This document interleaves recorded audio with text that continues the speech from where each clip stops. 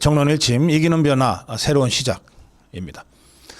자, 여러분, 어제 장동혁 대표가 쇄신안 발표를 했는데 12분 동안 그렇게 길지 않은 시간 동안 입장을 발표하고 기자들의 질문에 응답도 하지 않고 대답도 하지 않고 퇴장을 했습니다. 제가 이 12분에 걸친 장동혁 대표의 기자회견문 이기는 변화 새로운 시작을 여러 번 읽었는데요.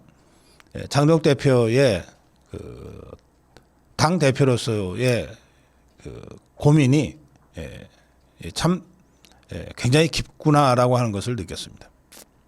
지금 장동혁 대표가 직면하고 있는 현실은 여러분도 잘 아시다시피 이런 것 아니겠습니까? 우선 완전히 무너져서 지리멸렬해 있는 우리 자유파 국민을 하나의 세력으로 단일 대우로 결집시켜야 한다. 이 고민이 있어요. 그런데 이 자유파 세력을 하나로 결집시키기 위한 전제 조건으로 한동훈 배신자 집단들을 척결해야 되는 선행 과제를 안고 있습니다. 그런데 이 한동훈 배신자 집단들을 척결하는 것이 이게 그렇게 쉬운 일이 아니라고 하는 것도 여러분들 다 아시잖아요. 당내 절차를 그동안 밟아왔습니다.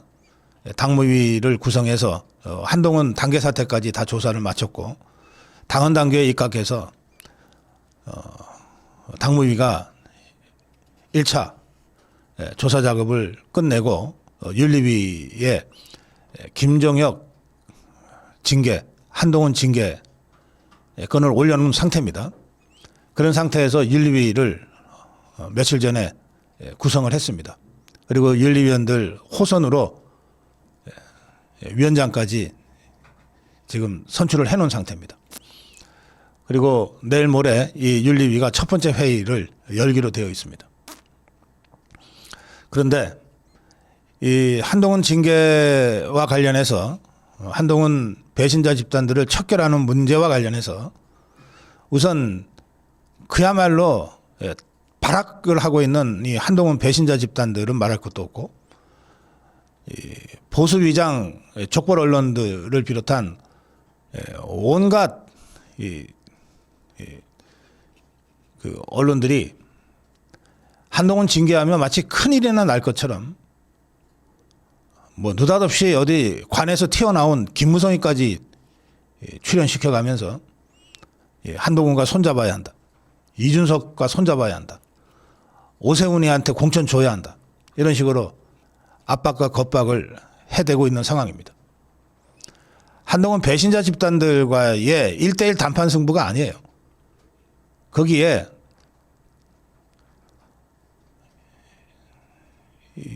보수비장 족벌 언론들을 위시한 수많은 이 역대 배신자들이 전부 총출동해서 모든 수단을 다해서 지금 장동혁 대표를 압박하고 흔들고 있는 상황입니다. 그리고 그런 상황에서 한동훈이 밑에서 어쨌든 공천받아서 배지 단 자들, 박근혜 대통령 때 박근혜 대통령 치맛자락 붙잡고 손쉽게 배지 단 것들, 윤석열 대통령 때 손쉽게 배지 달고 시도지사 했던 것들이 박근혜 대통령 배신할 때와 같이 윤석열 대통령 배신할 때와 같이 지금은 장동혁 대표에게 시퍼런 칼날들을 여기저기서 들이대고 있는 그런 상황입니다. 이들과 싸워가면서 한동훈 배신자 쓰레기들을 척결을 해야 되는데 또 한편으로는 장동혁 대표가 거의 유일하게 의지하고 있는 우리 자유파 국민들은 계속해서 사과라는 단어만 나오면 그냥 거부 반응을 보이고 탈당한다고 또 다른 의미에서 장동혁 대표를 지금 겁박하고 있어요. 장동혁 대표가 무슨 계보원이 한 명이라도 있습니까? 당내 무슨 세력이 있어요? 장동혁 대표를 호의적으로 보도하는 언론이 하나 있습니까? 유일하게 장동혁 대표가 의지하는 것이 우리 자유파 국민들 아닙니까? 자유파 유튜브들 아닙니까? 그런데 수없는 배신 속에서 누구도 믿을 수 없게 돼버린 우리 자유파 국민들 입장에서는 사과라는 단어 자체만 하나만 나와도 못 믿겠다, 탈당하겠다. 지금 그러고들 있는 상황 아닙니까?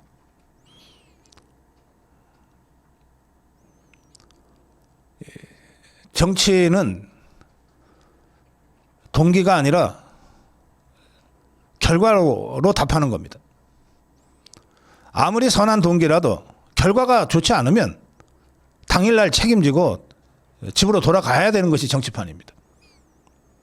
아무리 우리가 좋은 동기, 선의를 가지고 하더라도 결과가 좋지 않으면 그 모든 책임을 다 우리가 지게 돼 있어요. 그게 정치입니다. 무조건 이기고 봐야 됩니다. 이런 상황에서 장동혁 대표가 지금 집중하지 않을 수 없는 것은 5달도 안 남은 6.3 지방선거입니다. 이 선거에서 지면 장동혁 지도부는 그 다음 날로 공중 분해되고 맙니다. 이건 장동혁 개인의 정치 인생이 끝난다는 그 수준의 문제가 아니에요. 우리가 2024년 12월부터 시작된 이 탄핵 국면과 대선을 거치면서 어쨌든 10년 전과는 달리 박근혜 대통령 탄핵 때와는 달리 비록 처참하게 깨지면서도 그래서 어쩔 수 없이 후퇴를 하면서도 전열을 흐트러지지 않고 여기까지 왔어요. 질서 있는 후퇴를 했습니다. 9년 전에 홍준표가 얻었던 24%가 아니라 작년에 김문수가 얻었던 42%는 우리 자유파가 비록 그야말로 사면초가의 상황에서도 윤석열 대통령이 버텨냈고 우리 자유파가 버텨냈고 그래서 전례를 흐트러뜨리지 않고 여기까지 온 거예요. 그런데 이 상황에서 우리가 그래도 그중 믿을만 하고 믿을 수 있다고 생각해서 장동혁 지도부를 출범을 시켰어요. 그래 놓고 그 장동혁 지도부를 흔들어대기 시작하면 6.3 지방선거 그냥 저 좌파 것들 아가리에다 그냥 갖다 쳐박는 겁니다. 그래 놓고 나서 장동혁이 비난하고 그걸로 끝날 수 있습니까? 장동혁이 잘못됐다고 모든 책임 장동혁한테 뒤집어 씌우고 그리고 우리 자유파의 새로운 전진이 가능하겠어요, 여러분?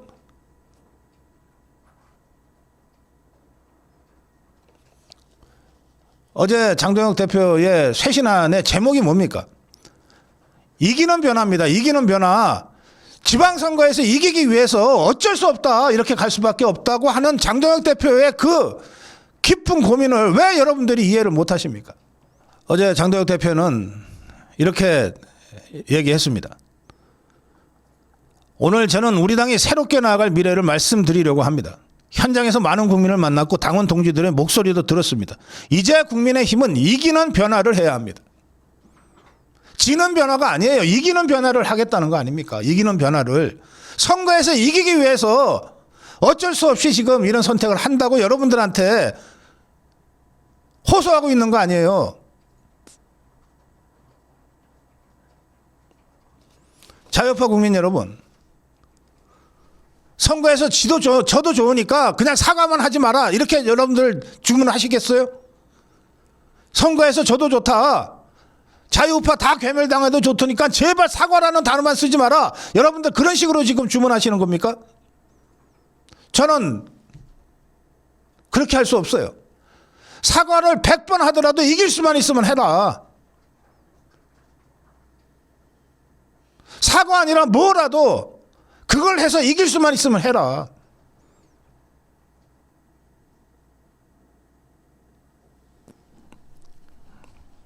장동혁 대표 얘기를 다시 보겠습니다. 먼저 비상계엄에 대한 분명한 입장을 말씀드리겠습니다. 2024년 12월 3일 밤 저를 포함한 국민의힘 국회의원 18명이 비상계엄 해제 표결에 참석했습니다. 이게 뭐 새로운 얘기입니까? 장동혁이 123 계엄 해제 표결 때 국회에 들어가서 해제 표결했다는 것 이미 여러 수십 차례 장동혁이 얘기했어요. 계엄에는 반대했다. 분명히 그렇게 얘기했어요. 다만 탄핵에도 나는 반대했다. 계엄에 반대했지만 탄핵은 잘못됐다고 생각했기 때문에 탄핵에 반대한 것이다. 장동혁이 여러분들한테 거짓말했습니까? 이제 와서 배신당했다고 여러분들이 생각하신다면 뭐 장동혁이가 여러분들한테 거짓말했냐고요. 속이고 있었냐고요.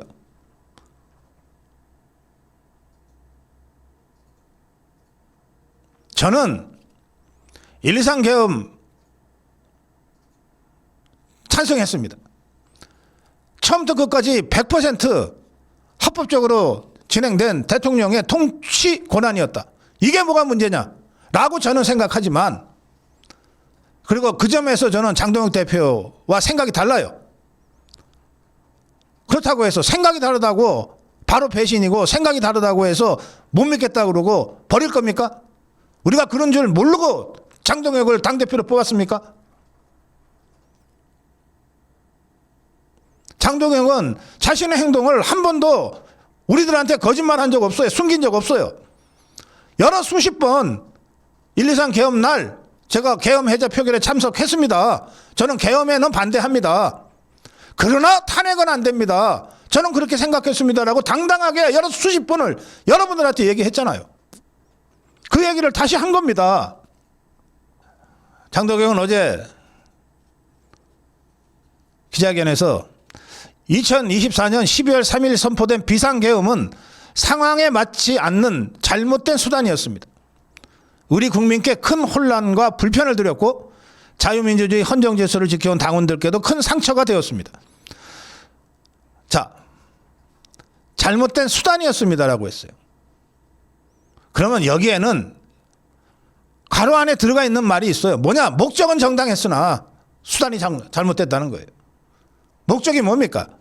윤석열 대통령이 직접 국민들한테 호소하기를 종북주사파들이 완전히 나라를 무너뜨리려고 하는 이 절박한 상황에서 어쩔 수 없이 불가피하게 대통령의 권한인 비상계엄을 선포할 수밖에 없었다. 이렇게 설명하잖아요. 그 목적에는 공감하나, 그러나 그것이 왜 비상계엄이라는 잘못된 수단을 사용했느냐라고 하는 데 대해서 장동혁 대표가 잘못된 수단이었다고 얘기하는 거예요. 저는 이 대목에 대해서도 장동혁 대표와 생각을 달리합니다. 달리하나 이 대목에서 생각이 다르다고 해서 저는 장동혁 대표를 버릴 수가 없어요.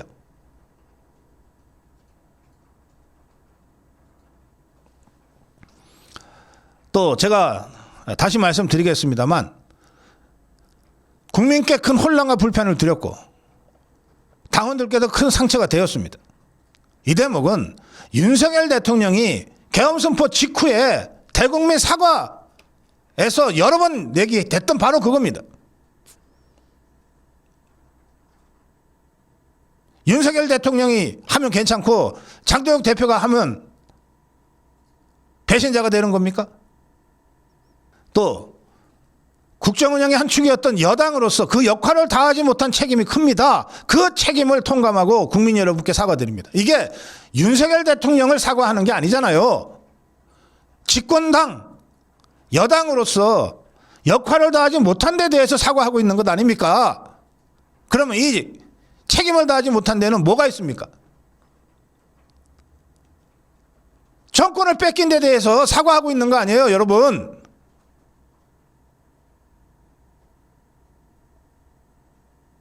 정권을 뺏겨서 저 흉측한 이재명 종북주사파 개딸 세력한테 대한민국을 통째 송두리째 넘겨버려서 지금 국가가 누란의 위기에 처한 이 상황에 대해서 집권당으로서 국민들한테 사과하고 있는 것 아닙니까?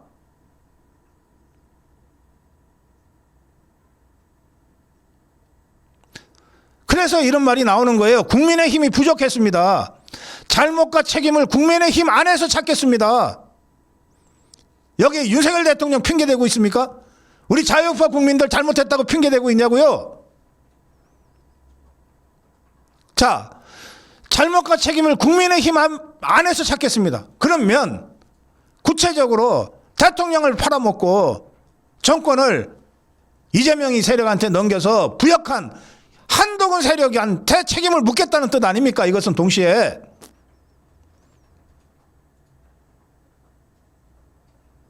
한동훈 배신자 세력에 대한 척결을 천명한 것 아닙니까? 당 안에서, 국민의힘 안에서 책임을 찾겠다고 하니까. 더 나아가서 한동훈 배신자 일당들뿐만 아니라 역대 정권에서 은총이란 은총, 은혜라는 은혜는 다 받아서 사손, 오손, 육선하고 있는 이 무기력하고 기회주의적인 국민의힘의 기득권자들에 대해서 책임을 묻겠다는 것 아닙니까? 이렇게 해놓고 실제로 장동혁 대표의 어제 기자회견의 핵심은 청년 중심 정당, 전문가 중심 네트워크 정당, 국민 공감 연대 쪽으로 가 있습니다. 대안을 제시한 거예요. 당을 이렇게 바꾸겠다고. 청년 중심 정당, 청년 의무공천제, 청년들로 구성된 쓴소리위원회, 2030 인재 영입을 위한 공개 오디션, 구체적인 대안을 제시하지 않았습니까? 또 전문가 중심 네트워크 정당, 여의도 연구원을 전문가 네트워크 허브로 재탄생시키겠다. 애초에 여의도 연구원 출범할 때의 그 초심으로 돌아가서 완전히 낡아서 기득권 정치인들의 일자리 노릇이나 하던 이 여의도 연구원을 완전히 혁신해서 진짜 전문가 네트워크 허브로 정책연구소로 제대로 만들어 보겠다는 거 아니에요. 국민공감연대, 국민공감연대를 구체적으로 약자연대, 세대연대, 정책연대, 정치연대로 얘기했어요. 그러면서 마지막 결론 부분이 이렇습니다. 이기는 선거를 위해서 폭넓게 정치연대도 펼쳐나가겠습니다. 이 정치연대는 10년 가까이 광장을 지켜온 우리 자유우파 국민들과 자유우파 재정당 사회단체도 당연히 포함이 되는 겁니다. 그렇게 하겠다는 거예요.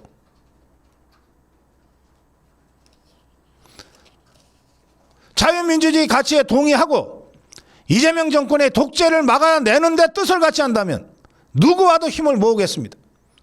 자, 이재명 독재 정권을 막아내는데 뜻을 같이 하고 자유민주주의 가치에 동의하는 세력이 자유통일당, 자유민주당, 우리공화당, 자유와혁신, 광화문, 국민혁명 세력, 지금도 윤석열 대통령 무죄 석방을 주장하는 우리 자유파 국민들하고 어디 있습니까? 장동혁 대표는 어제 이기는 변화를 지속적으로 강조해요. 이기기 위해서 이렇게 하는 겁니다 라고 여러분들한테 호소하고 있어요. 이기기 위해서. 공천 룰도 이기는 룰로 바꾸겠다고 했어요. 그래서 경선을 원칙으로 하되 이기는 선거가 되도록 하기 위해서 당심 반영 비율도 지역과 대상에 따라 조정하겠다고 했어요. 포기한 게 아닙니다. 그러면서 마지막 결론이 이렇습니다. 당원이 주인되는 정당을 만들어서 200만 책임당원 시대의 문을 열겠습니다 했어요. 모든 언론이 100만 책임당원 시대에 가지고서 기사를 써냈지만 거기에 머물지 않겠다는 겁니다. 200만 책임당원 시대를 향해서 나가겠다는 거예요. 바로 여러분과 함께. 그런데 왜 탈당하시냐고. 그런데 장동혁 대표의 어제 기자회견을 거의 모든 족벌 언론들과 좌파 언론들은 사과에만 딱 초점을 맞췄어요. 사과에만 딱 초점을 맞춰서 철진한 사과니 뭐 썩은 사과니 이런 종북주사파들의 비난을 대문짝만하게 대서특필하고 있어요.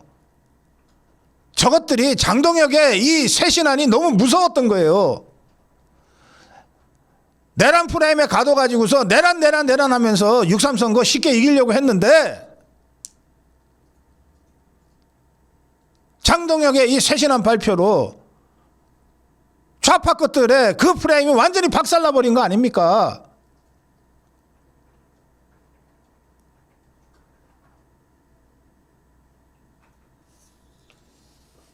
지지율 구걸쇼니, 철진한 사관이, 썩은 사관이,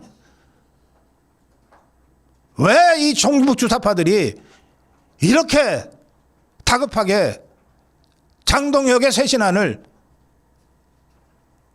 폄하하고 비하하고 쇄신안 내용은 하나도 얘기하지 않고 오로지 그 사과에 초점을 맞출까요?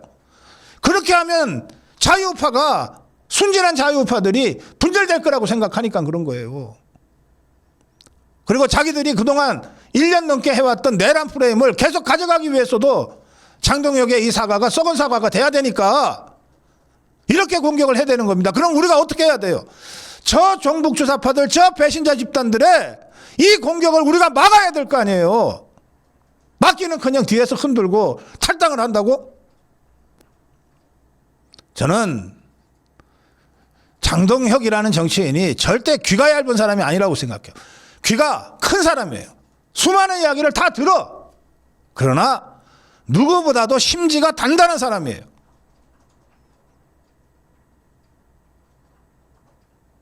귀가 얇아서 어쨌다 저쨌다. 조선일보는 사설에서 1년 걸린 계엄사고라 그랬어요. 거짓말 아니에요. 불과 3일 후에 윤석열 대통령부터 계엄에 대해서 국민한테 사과했어요. 장동혁 대표는 여러 수십 번을 공개적으로 계엄은 찬성 못한다, 계엄은 잘못된 것이다 했어요. 자, 보수 위장 족벌 언론들이 뭘 생각하고 있는가, 저 좌파들이 뭘 생각하고 있는가, 한동훈 배신자 일당들이 뭘 생각하고 있는가는 오늘 아침 전 언론에 깔린 바로 이 부분 내 그대로 적나라하게 드러나 있어요. 자, 자유파 국민 여러분, 저 종북주사파의 보수 이간책에, 저 한동훈 배신자 집단들의 보수 이간책에 보수 위장 족벌 언론들의 이 중도몰이와 이간책에 여러분들 놀아나시겠습니까? 조선일보는 정말 택도 아닌 기사를 또 같이 보냈어요. 한동훈이가 당원 게시판 논란에 유감을 표명해야 한다는 목소리가 당내에서 커지고 있다. 무슨 얘기냐 하면 이런 식으로 장동혁의 쇄신안을 완전히 폄하하고 철진한 썩은 사과라고 매도하고 난 다음에 야, 한동훈이가 사과 표명하면 그냥 받아줘 라고 다시 공작질을 하는 거예요.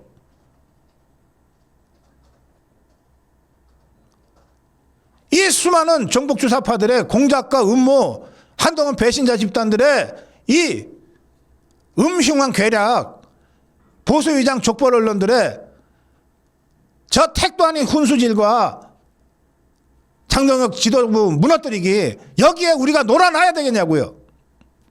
저는 부분적으로 어제 발표된 장동혁 쇄신안의 내용에 생각을 달리하지만 그럼에도 불구하고 더 강하게 장동혁 대표와 장동혁 지도부를 지지합니다. 실망해서 탈당하시는 분도 계시는지 모르겠는데 저는 정말 3일 전에 입당하길 잘했다고 생각합니다. 이럴 때일수록 더 강하게 뭉쳐야 됩니다.